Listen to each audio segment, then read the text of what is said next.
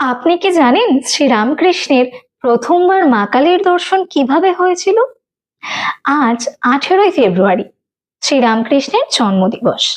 তার বাবা ক্ষুদিরাম চাটুর্যে প্রথমবার গয়ায় তীর্থে গিয়ে স্বপ্ন পান শ্রীরামকৃষ্ণের জন্মের কথা।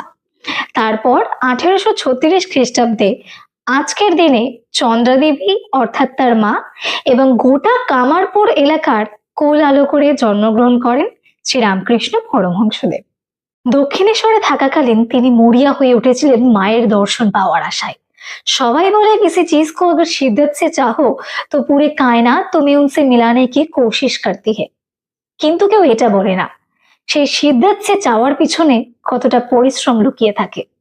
শ্রীরামকৃষ্ণ মায়ের দর্শন পাওয়ার জন্য খাওয়া দাওয়া ছেড়ে দিন রাত শুধু কেঁদে কেঁদে মায়ের কথা চিন্তা করতেন, আর মুখে খালি একটাই কথা বলতেন, মা দেখা দে।